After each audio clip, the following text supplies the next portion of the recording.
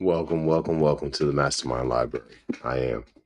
They call me Ferdinand, the bringer of balance, leader of many disciplines, and your host of the MasterMind Library, the home of the MasterMind Book Club on FHTII.com. As y'all who've been following along know, we've been reading Out a Sacred Woman for the past couple of weeks from Queen Afua, a masterpiece. Anybody who wants to get the book, I put the link down in the description. Feel free to check out those links and grab you a copy. This is a valuable piece of material to have in your library. All right. So we on episode 52, we were in chapter 12, I believe. Yes, chapter 12. Gateway 7, Sacred Relationships. So we made it about halfway through the chapter and had to take a break, had some things to do. So we're going to go ahead and finish up this chapter today. All right. So everyone who's able to follow along in your books, we're on page 302. To my precious daughter, Charisse, who's as pretty as can be, you have drawn me closer and closer to the Most High. I thank you. Thank you, daughter, for teaching me who I am at the core of my being. Thank you, daughter, for walking with me so I may garden you properly. I'm sincerely grateful that the Most High Creatress, chose me to be your mother. With all of our ups and downs and the hard times and oh so challenging times and sweet, quiet times together, it's been good. Our union has made me a mother of a daughter. And that's an extra special reflection to learn and grow from. For in you, I see clearly my own trials, my victories, my madness, my fears, my beauty, and my hope of lotus-like reflection coming through from me to you. I promise to walk with you all the days of your life, even when I become an ancestor. Worry not, I will be there for you. My love for you is steady. It has no mood swings. Mothers, fathers, and extended family especially, love, pamper, and nurture your daughters deeply so that they will grow up accustomed to being treated well. Teach the women in the family to expect and receive the best treatment from the men in their lives through you. Good treatment should be the norm, not the exception. Encourage the family to love its women. In this way, their self-esteem will be heightened, and they will not attract men who abuse women, but instead find men to love, respect, and cherish women. To our daughters, from mothers everywhere, there is a silver cord that runs from me to you. If you don't know what to do or where to go, just pull on the cord, and I will send you what you need to help you. Seen or unseen, you can be sure I'm always there for you. And if not me in person all the time, I'll send an extension of me, your grandmother, or your auntie. May we all continue to be positive examples for our daughters and sisters everywhere. We have many mothers. A sister newly on the path of purification was talking with me about her troubles with her mother. She said, my relationship with my mother has never been good, and it hurts me because I keep going back and trying. I keep trying to bring my mother healing information, and she won't accept it. I had a big fight with her this week, so I think that's what triggered a binge of emotional eating. Our first and most important relationship is with our mothers.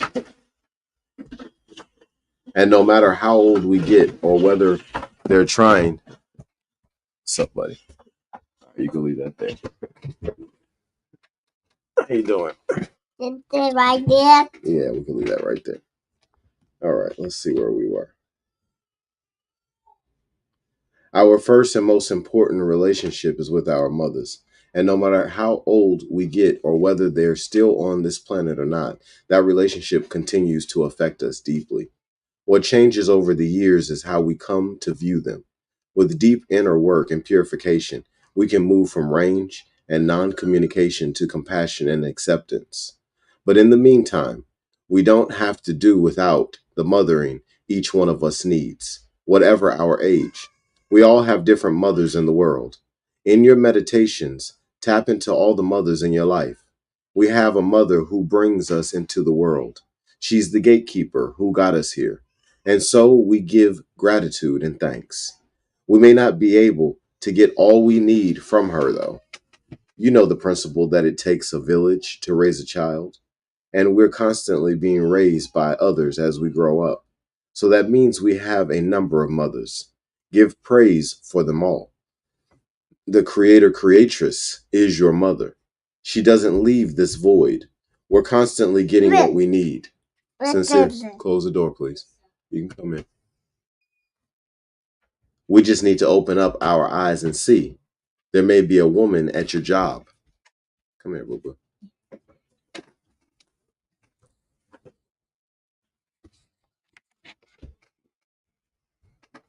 Oh, man, you're getting so big. You're getting so big. All right, so let's go back to where we were.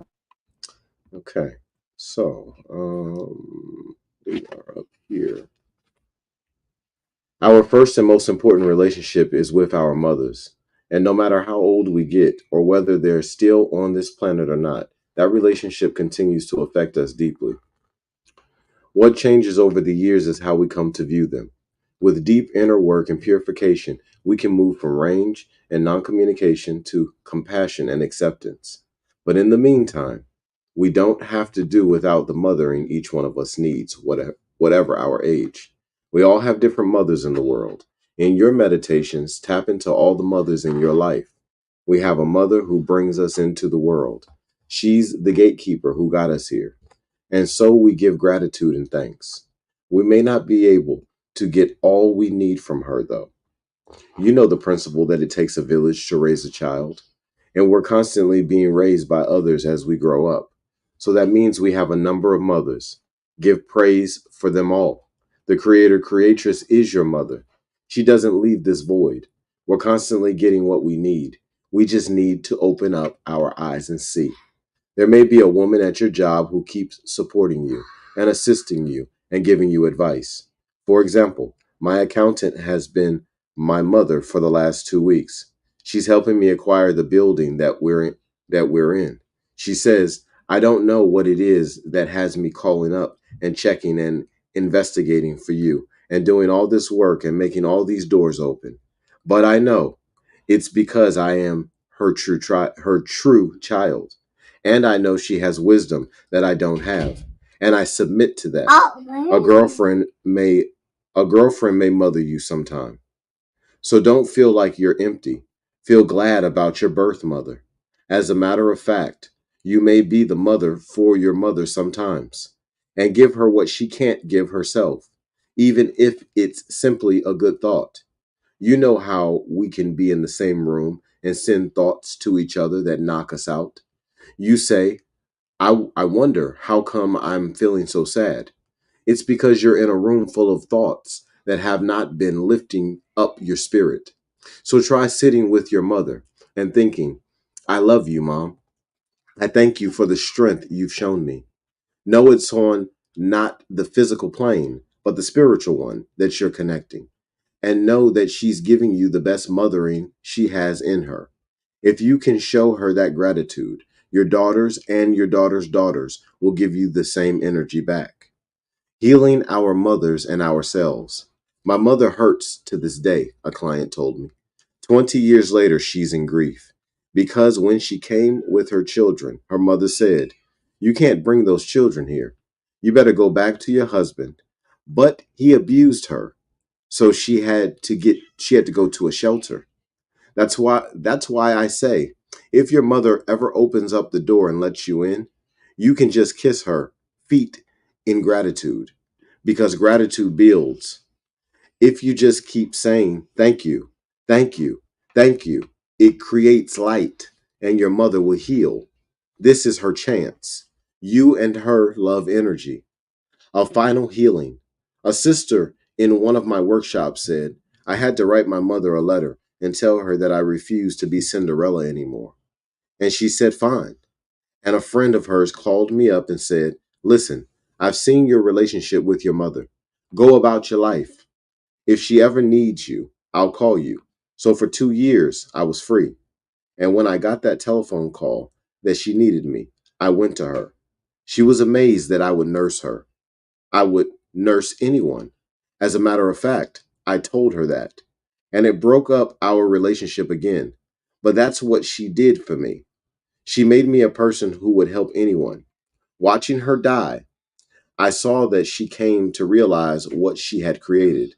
She saw what she saw what she'd helped me become. She had a wonderful passing, but I can't say I don't have a sense of freedom with her gone. Now I see that our mothers come to terms with all this by watching how we're living our life, by how we transform and how we make peace with ourselves. That's when your mother will come into your energy field. Right now, she may be refusing to even acknowledge you, like you don't exist, you're not my daughter. And you're constantly trying to live up to this image that she has in her mind of you. But you have to understand that you have to transform. You have to be at peace with yourself and be patient. In time, your mom will come to learn who you are and what she has helped bring about. Coming together, sister to sister. A sister once told me, my grandmother said to me, don't take anything from women. We got scared of one another because of competition for men and scarce survival resources. As a result, we've tried to hurt one another and keep one another down. But now we're going to begin to open up and look at one another and hug one another and know that it's going to be okay. And when we do our inner work, life reflects who we are now. And when we're out in the world, what we see is our own reflection. When we take our loving bath and take time to do our affirmations while we're commuting from home to work, we're incorporating wellness into our whole life. So keep your lemon water by your desk. Have your ma'at feather in your medicine bag and pull it out at high noon when you feel really stressed out. Then it will be easy when you are with another sister because she'll be reflecting what you've done for yourself. Trust the womb in her as well. Sister to sister growing into woman to woman. As sisters, Queen Esther and I spoke the same language, shared the same visions, raised our children together. We sat around the table and talked, and sometimes our sessions seemed to go on for days. We became spiritual blood sisters. My sister was so young, but yet so very wise. Her joy of living inspired me to see life in a more beautiful way, in a more ecstatic way. She added to my fire. Queen Esther is a cultural activist, extraordinary African mother,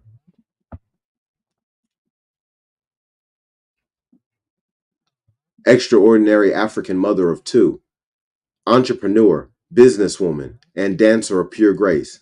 Trey, stop. Keep your hands to yourself.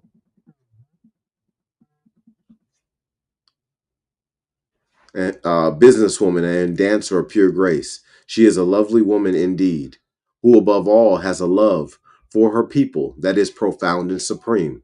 As sisters, we sat back to back with inquisitions of the heart, the mind, and the spirit.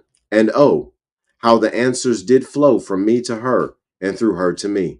We made a pact that when we were old and still vibrant, at 100 years of age and beyond, we would come together and witness. We would share and remember our story of living. Together, we explored our spiritual lives. We made a home in the Native American sweat lodge and received our sacred feathers. I was her support on a reservation in the Black Hills of South Dakota. Her father, Mr. Hunter, may he rest in peace, was part of the Blackfoot Indian people. His blood running through her African body allowed Queen Esther to be one of the first African women to dance in the sacred sun dance, a tradition that has been in place for thousands of years. Every year, in the month of August, the tribes come together to pray for deliverance and for the earth, our mother and father spirit, the rock people, the two-legged and four-legged creatures, and the winged people. They came together to dance, fast, and sweat for liberation. They pray for the freedom of political prisoners in American jails. During slavery, many Africans fled to the Native Americans for refuge, and they were able to live together because of their common traditions, views, and rituals of family, caring, and moral values. Both groups respect nature and both believe in the sacred feather, the eagle of the natives of Turtle Island, and the Nubians' sacred falcon were birds that represented our spiritual ascension. From this coming together emerged such people as Mr. Hunter, part Blackfoot, part African. Chief Crow Dog was a bad dude, which in Harlem means powerful in a positive way. He was also empowered and in tune as one of the leaders of the Sioux Nation, as the Sioux Nation. He honored and gave permission for my sister, Queen Esther, to dance in a Sundance of South Dakota's Black Hills. So did Marenzo, a Sweat Lodge leader, artist, and friend from Chicago, together with over 150 people who came out to be Sundancers and supporters. We pitched a tent on the reservation. We washed in a nearby lake when we rose at sunrise and fasted, or ate air sandwiches, as Queen Esther called it.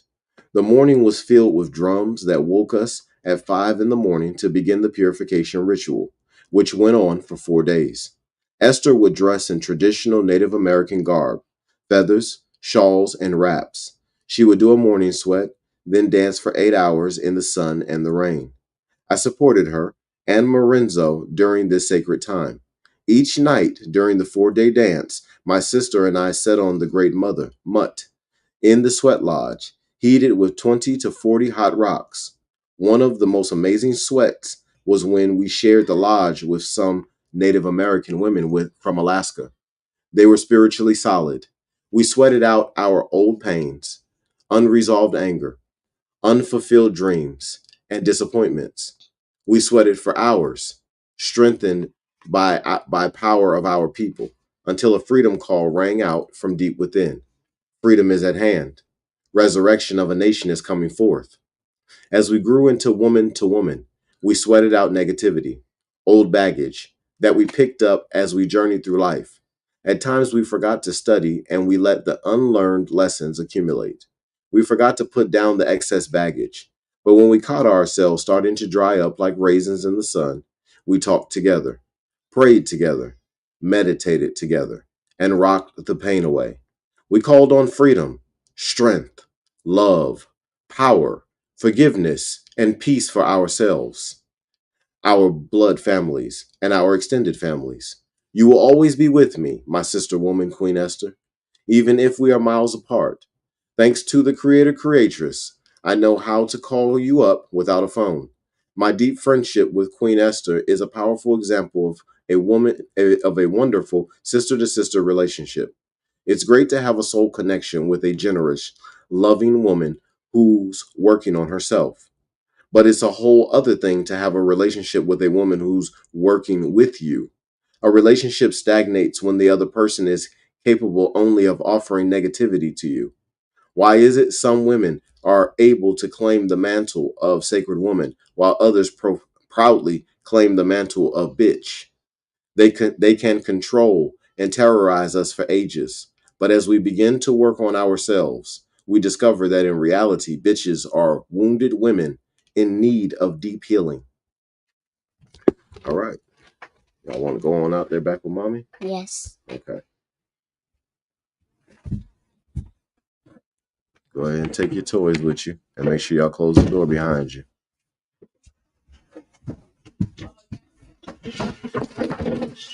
Overcoming the broken. I I have been observing millennials, particularly those in the hip hop family. Generally, millennials are recognized as those who entered adulthood at the turn of the 21st century. In many song lyrics and in conversations, men sadly refer to girlfriends, mates, and wives as my bitch. The women respond, I'm his bitch. When men and women who speak this phrase demonstrate a misguided usage of a term, not of endearment, even if it's intended in that way, as well as an acceptance that one person can own another. Use of the B word in lyrics and conversations is loud evidence of a culture gone mad. In this case, the B could correctly stand for broken. To detox from the name calling and related negativity, I suggest you examine the B word in its present use. Further, I suggest working to heal from the deadly, misguided effects of using this word. Supporting campaigns to radiate away from a broken, toxic frequency to a positive, healed frequency would be fitting for a sacred woman in all her relations. Encouraging news. Women are beginning to speak up and out against the B word, recognizing it as a form of verbal abuse.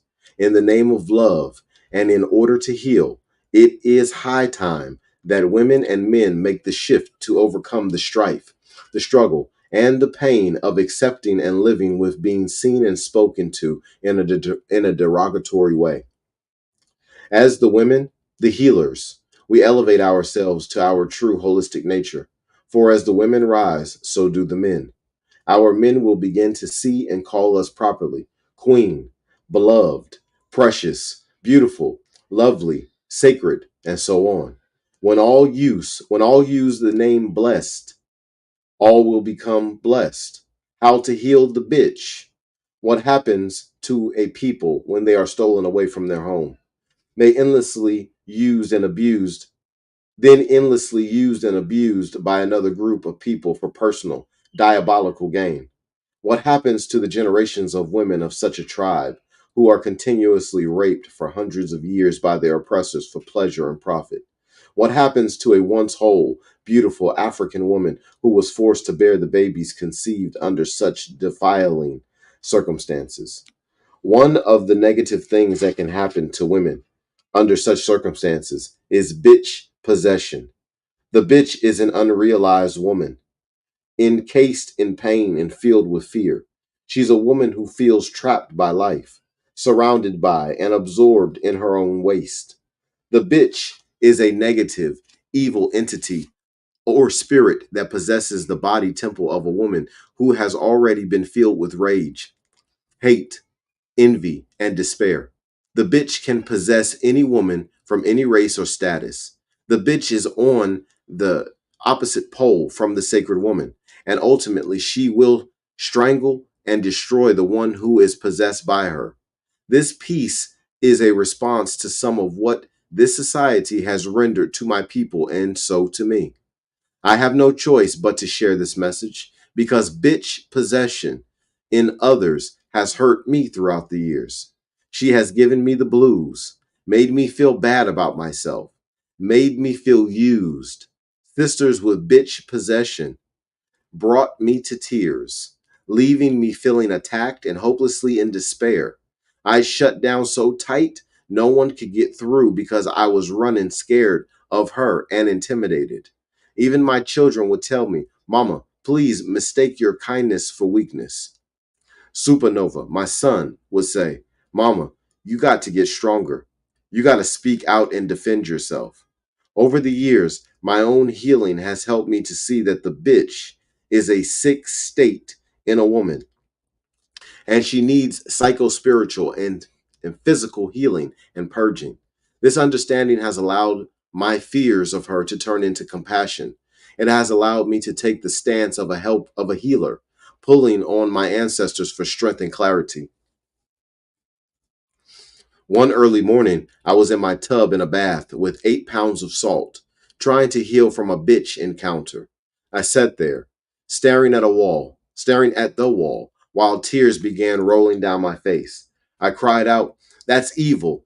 Why is she so evil? Then I started running an inner tape, going back to when I was 7, of built up hurts from my sisters. Finally, after pondering, I said aloud, That's a bitch. My husband was in shock, for I'm known for not cursing. There was silence in the bathroom. And then my husband said, It's time for you to write about your feelings before it kills your spirit.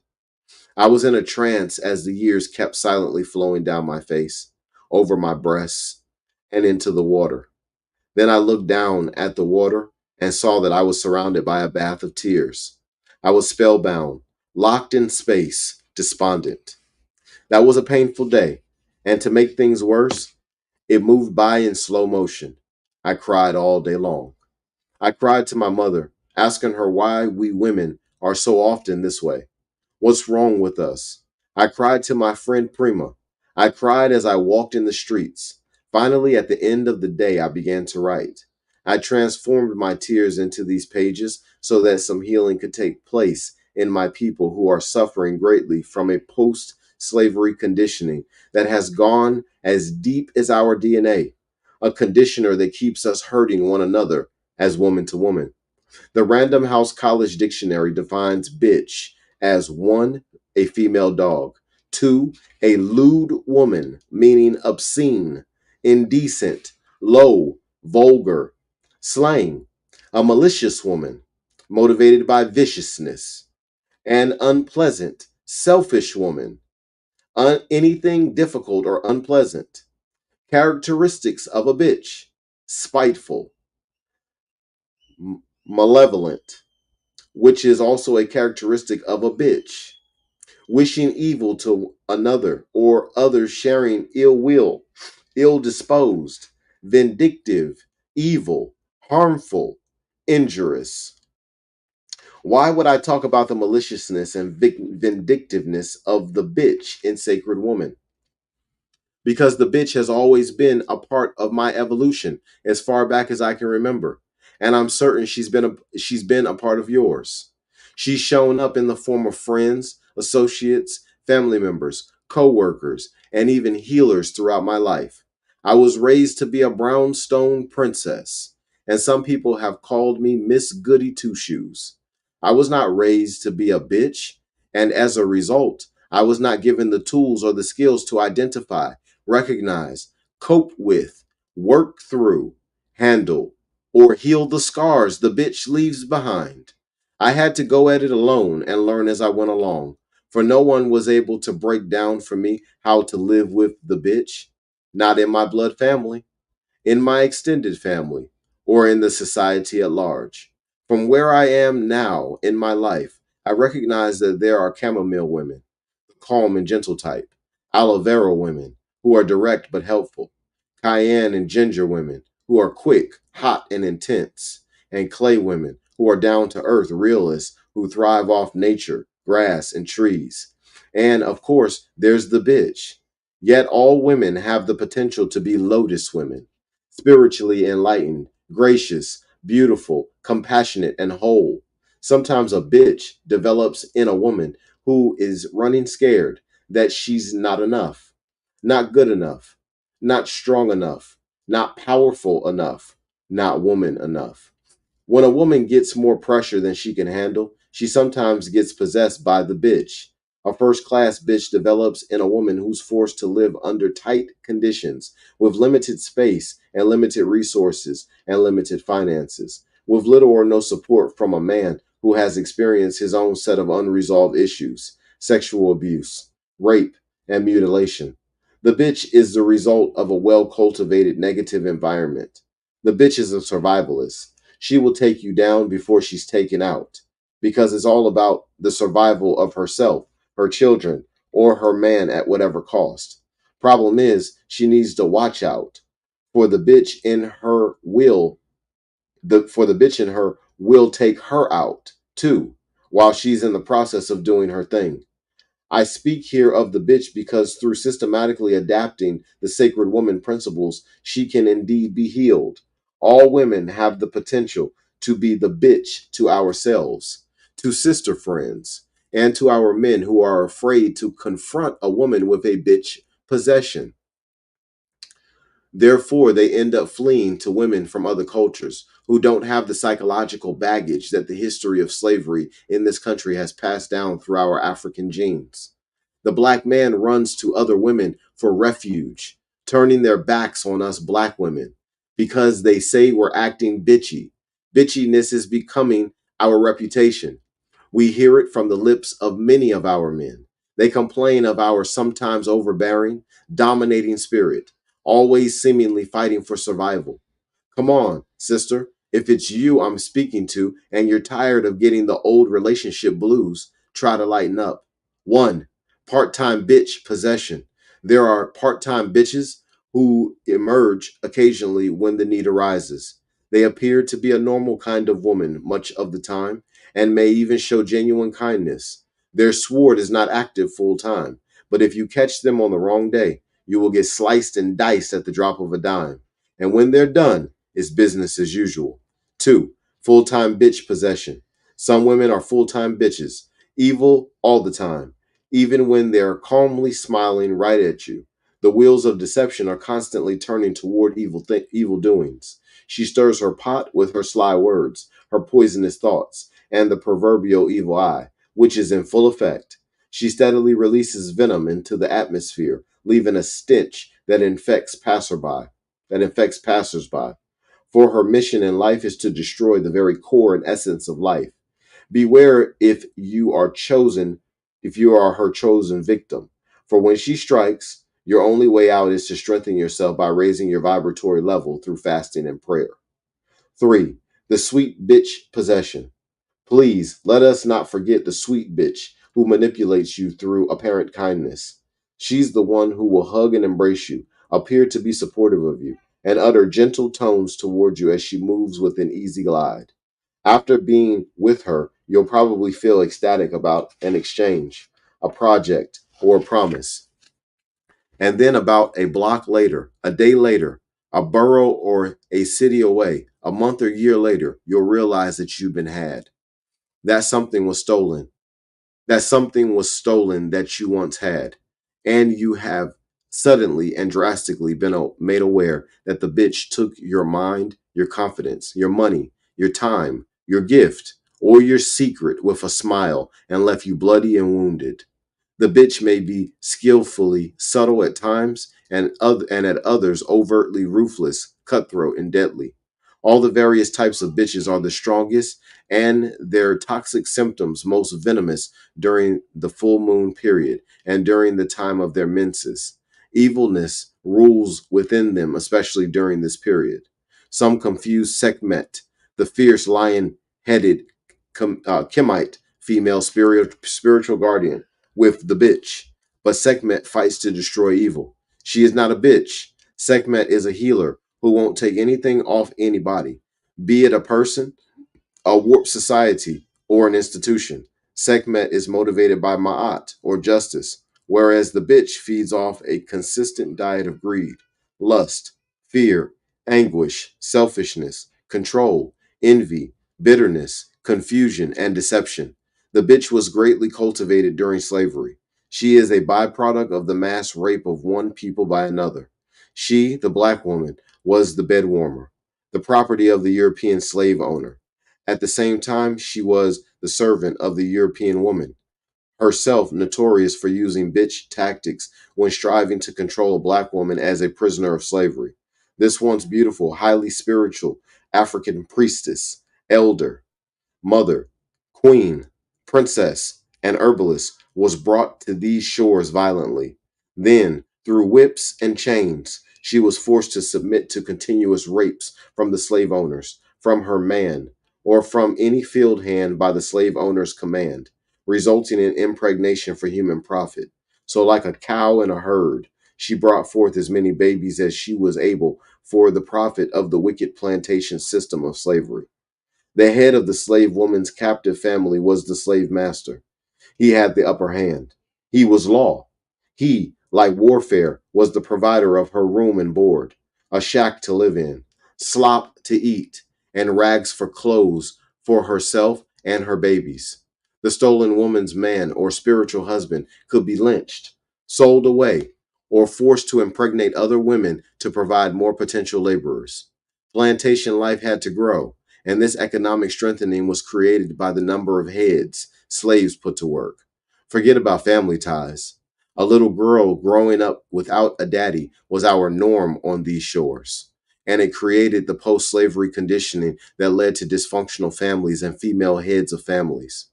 Those fatherless little girls grew up to be angry women who became possessed by the bitch. Now, ain't that a bitch?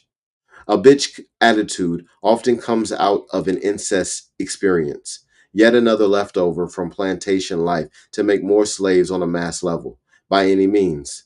The criminal slave owners would force impregnation not just from a man and woman of age and from different families, but by any means available, mother and son, or father and daughter, or uncle and niece. So today, incest runs rampant in our race. The disease spread and survived through the generations. Black women are on the defensive from centuries of continuous crimes committed on their wombs. And so they have been left with dysfunctional lives, a perfect breeding ground for the bitch. How can she help but be angry and evil and mad? The venom has passed down from one generation to the next through the eating of flesh, of pork, beef, chicken, and from sugar, drugs, and alcohol. All of this ensures ongoing bitchiness. Most of us women folk are fighting for our lives. The endless battle destroys some of us, but some women build out of misery. Some become freedom fighters. Some become cultural activists. Others become healers. Yet all of these women are post slavery prisoners of a hideous crime perpetuated by one group on another. This terrible legacy causes a number of overt reactions and innumerable suppressed reactions. Some women have become docile and debilitated. Some have become modern day house Negroes, obedient prisoners. Some have demonstrated a lack of self love so powerful that their self hate ends up mutilating their African beauty. They bleach their dark skin to a lighter, so called whiter tone. Others commit to surgically trimming down the broadness of their noses, surgically decreasing the size of their lips, or placing lenses of blue, green, or hazel over their beautiful brown eyes. After the smoke cleared from the 1960s, when we all got a surge of black pride and natural hair, we then started getting equal opportunity and corporate jobs. This led most black women to revert right back to our slave training. We started relaxing our hair again. Cuz, girl, if you want the look, you better straighten out those kinks. Other women took on some of the other debilitating characteristics of post slavery conditioning and turned their unresolved anger, rage, bitterness, and hate in on themselves. These are the women who act out the bitch. This residue of pain has been passed down from mother to daughter, causing generational spiritual genocide. We black women have been left wounded with attitudes that won't quit. These same attitudes result in systematic injustices being done to African people. It just never stops. Drugs were poured into our communities, keeping us weak. So we're angry. The AIDS virus was injected into the veins of our community, rendering the black women among the highest percentage of AIDS carriers in the world. So black women are outraged.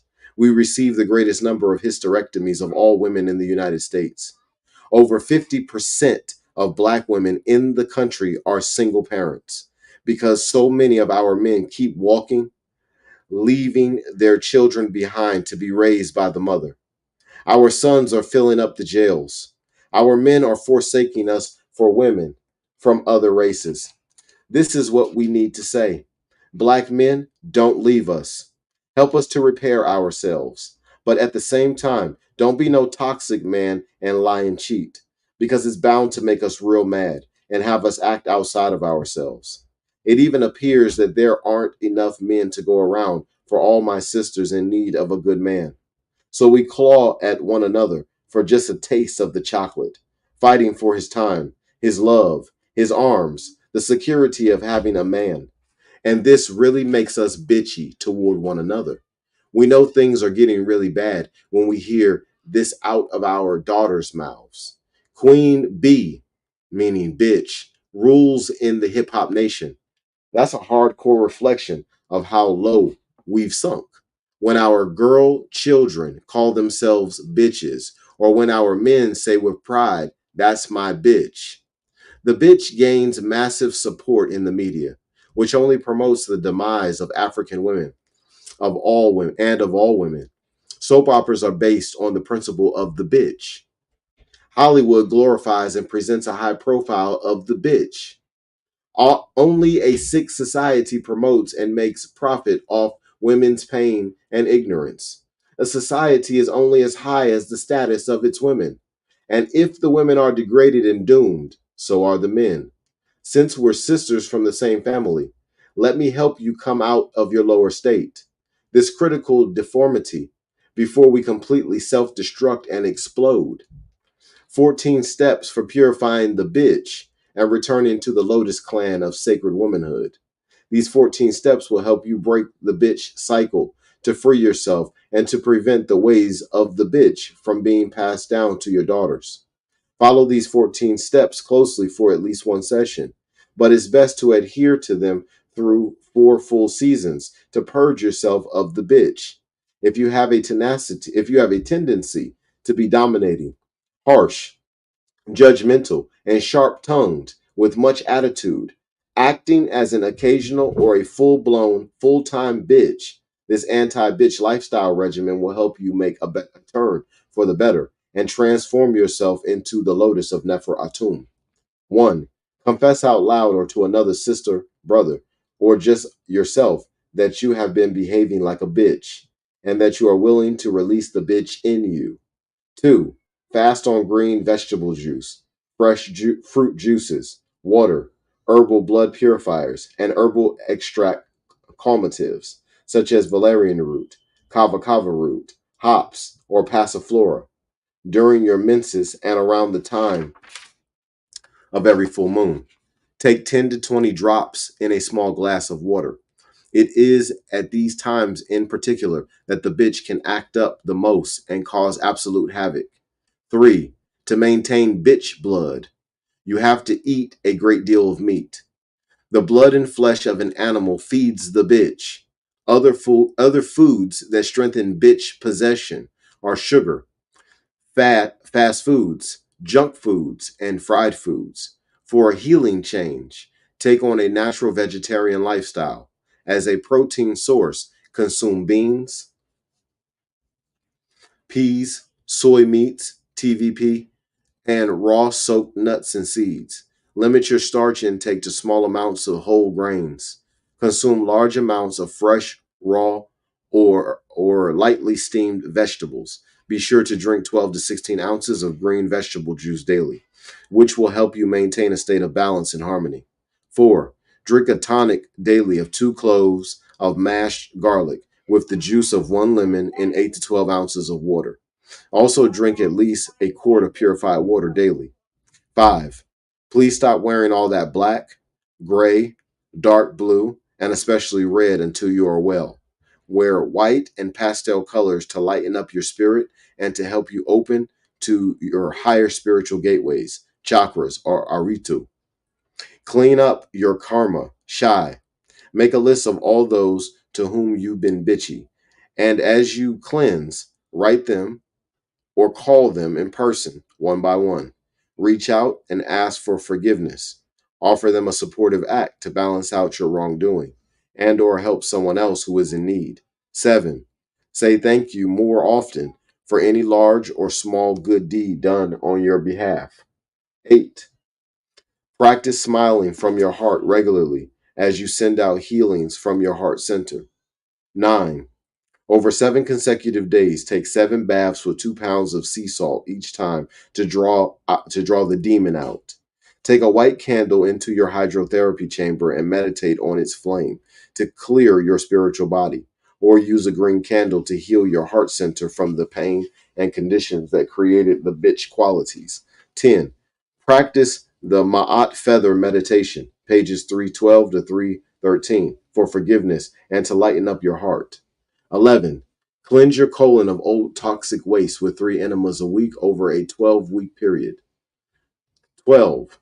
Travel through and begin to incorporate the wisdom of the various gateways of the sacred woman into your life. 13. Go on a talk fast for 1 to 8 hours a day. Anoint yourself with frankincense and myrrh or eucalyptus oil before you begin your talk fast each day. Also, before you begin, place the Ma'at feather by your lips so that your words and attitude will lighten up. This way, you will begin to train your mouth to speak from a place of Ma'at. Accept and affirm your sacred calling, which will return you to your original state. Allow your higher self to emerge and rescue you from the bitch state. Allow the beautiful lotus in you to open and blossom in the sun.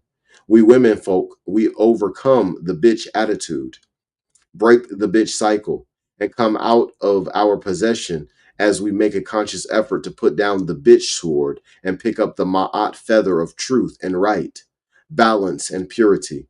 As we embrace our ancient African spiritual aspects of divinity, which meet us at every gateway of sacred woman, we will progressively rise out of the bitch state.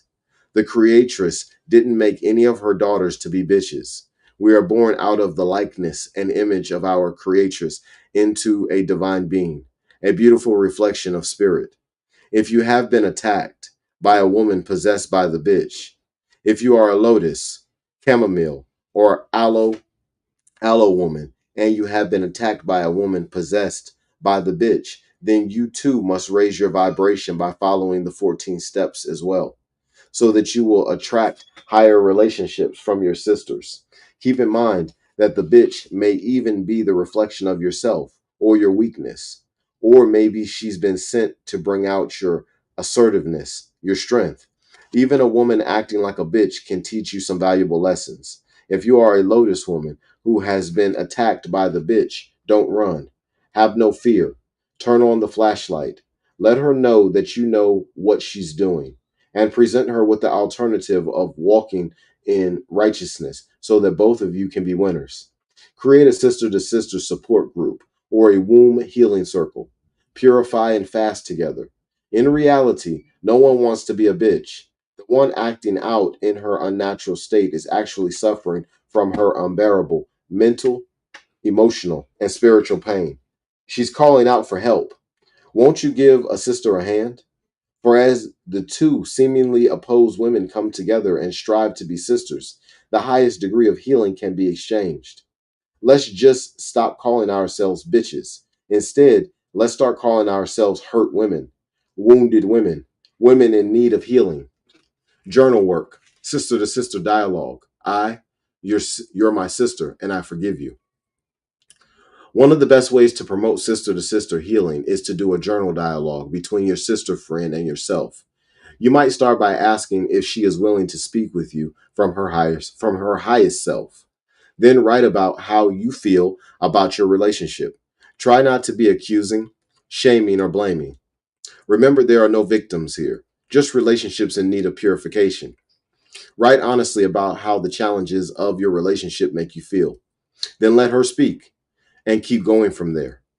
You may be quite surprised about what happens between you by the end of your dialogue. Your relationship with your sister friend may not change as a result of this dialogue because consciously she's unaware of it. The transformation will come through you. The healing will come through your new insights and understanding about your friend and your friendship. Your behavior toward her will change. And in time, because all things change when you do. So all things change when we do. Your friend's behavior will slowly begin to change toward you for the better. Sister one, the abused but forgiving and evolved sister. Your wounds hurt. Your words hurt. Why must you be so harsh and judgmental? Sister two, the sister filled with fear and anger, but seeking to cleanse her soul by pleading forgiveness. I was just trying to protect you and keep you from hurting yourself again. I'm sorry. Maybe I could have done it another way, maybe taken a gentler approach. Sister one, it's all right. I forgive you, for you're my sister. Sister two, I always I always admired you and put you up on a pedestal. Then jealousy stepped in and I took a wrong turn. Please, won't you forgive me? Sister one, it's all right. I forgive you. And for you're my sister. Sister two, you got all of mama's attention. I just hated you for it. Sister one, but you were the one who was always so together, my sister. I was always so undone, and mama just knew. So it only seemed that she cared more for me than you. Sister two, forgive me for my bad attitude, for in truth I always loved you. Through the years, you always watched over me. Sister, could you help me to be a better sister friend and not bring harm to you and me by my words, thoughts, and deeds? Sister 1. Of course, my sister. I'll always be there for you, because Mama wouldn't have it any other way. After all, we are sisters, born from the same womb. Journal work. Sister to sister. Dialogue 2. Sister, don't fret, because you got it, too. Sometimes sisters are envious of one another, and that toxic state makes us out of sorts. But when each of us reflects deeply enough into our own golden treasure chest, we will see that each sister woman has been well endowed with blessings that fit her life path, her destiny. So, sisters, don't you fret, because you got it that way too. Vanessa is all depressed about what she thinks she does not have in life. To compound things, she feels her sister girlfriend Ruby is blessed to a greater degree than herself. So she writes a dialogue with Ruby in her sacred womb journal to get all those feelings up and out. Vanessa, sister girlfriend Ruby, you're more beautiful than me. Ruby, according to whose image of beauty? Vanessa, you were educated better than me. Ruby, but Vanessa, you're the one with street smarts and survival skills. Vanessa, you have more material goods than I. Ruby, but sister, you're the one who's truly rich because you're always spirit filled. Vanessa, you've always had a good man. Ruby, but sister, you were always the one more contented with self. Vanessa, don't concern yourself with the way I've been blessed, because if you reflect, you'll see you got it that way too, all in your own way. The Ma'at feather meditation, balancing the heart. Ma'at is the cosmic order that permeates all creation. It represents truth, righteousness, balance, order, law, reciprocity, propriety, and sobriety. The ancient Kemites based spirituality, government, relationships, profession, their entire lives on the principles of Ma'at, represented by the feather. The heart in the Kemetic system is seen as the seat of intelligence. It was weighed with the feather of Ma'at on the scale, one against the other, as shown in the judgment scenes on the walls of many Egyptian temples. The Kemites believed that if your heart became burdened through life's lessons, then the scale would be out of balance, opening the way to illness and plague. But if your heart maintained balance with the feather on the scale, then you would be in harmony with life. For in for your heart would be equal to the likeness of Neter, the one most high. Then you would be free of disease in body, mind, and spirit. Our ancestors believed that the heart is the gateway to our higher self. They recommended that we check our hearts daily to be sure that we maintain this high spiritual state of Ma'at consciousness. For it is through Ma'at that we will experience heaven on earth.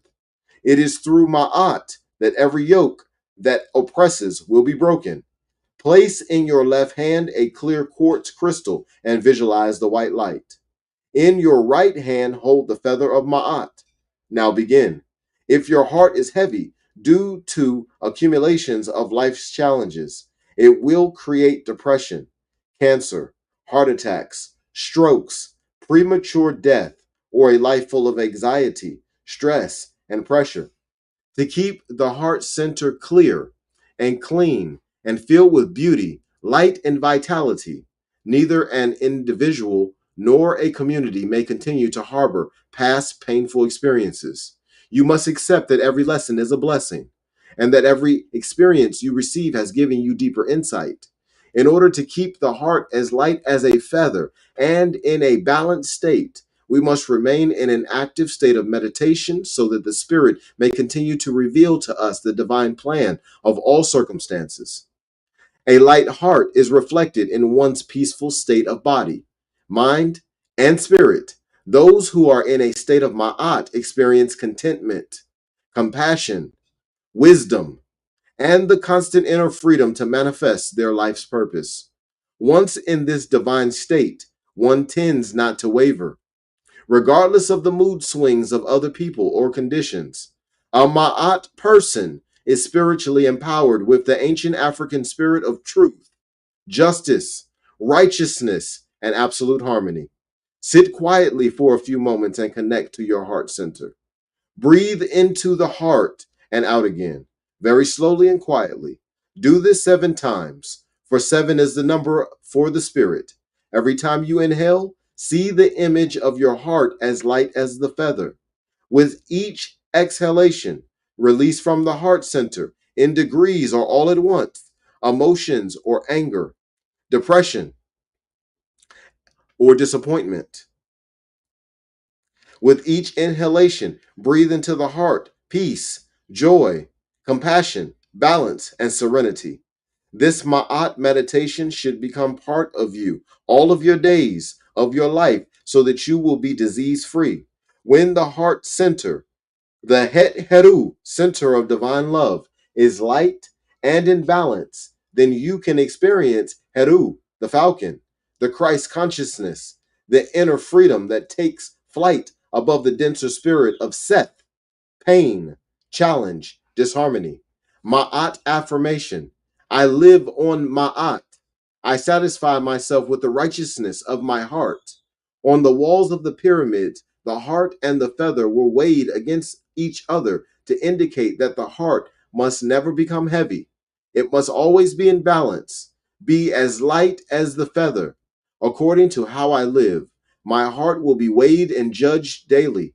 Whatever I carry in my heart will be revealed in my life.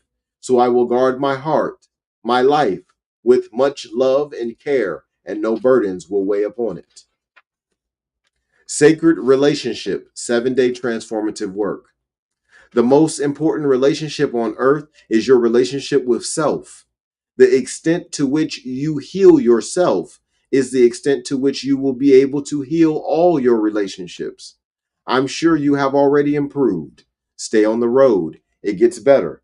Focus not so much on the outer world as your inner environment is healed. The world around you will improve.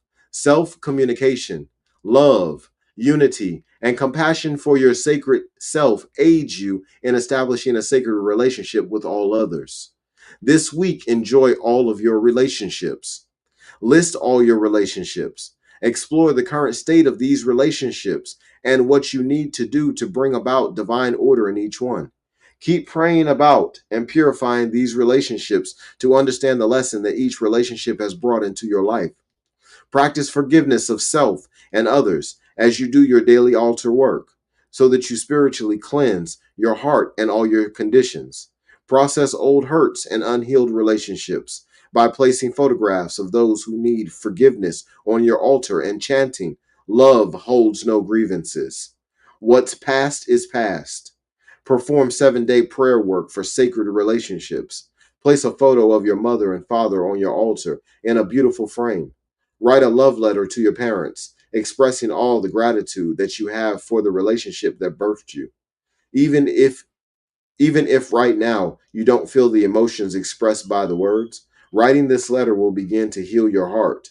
For once you come to grips with the foundational relationship in your life, that with your parents, then all other relationships will prosper and give you hotep. Consciously release old relationship patterns through purification rites, journal work, prayer work, and affirmations. Don't be erratic and jump into new relationships without ridding yourself of old toxic habits that drew in your previous toxic unions. Within the next 7 days, write a thank you letter to all those in your life with whom you are or have been in sacred relationships. Thank each individual for the special riches they bring to your life and place these letters on your altar. Infuse them with more love and gratitude each day. And when you complete this gateway, put these love offerings in the mail. If the person has died or has vanished out of your life, then burn the letter with a little sage to begin to release the vibratory pain of your past.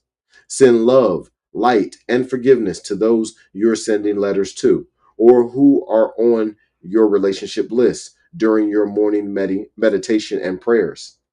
Ast is about nurturing the self, yourself first.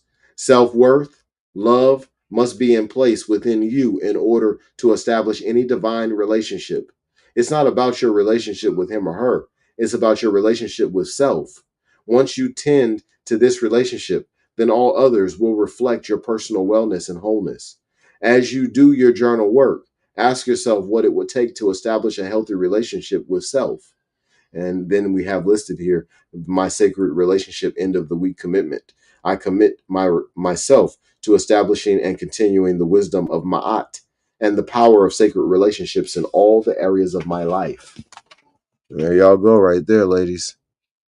My sacred relationship end of the week commitment. Right there on the screen. Go ahead and write it down, screenshot it, whatever, sign it, date it. Let's get it in. And that concludes chapter 12. On episode 54, we're going to start chapter 13, which is the Gateway 8, Sacred Union. Listen, ladies, buy this book. Telling y'all right now, this book right here is the truth. Buy this book. The link is down in the description. Some great information in here. And I think that chapter 12 in its entirety over both of these episodes, episode 51 and 52, I think that chapter 12 speaks for itself.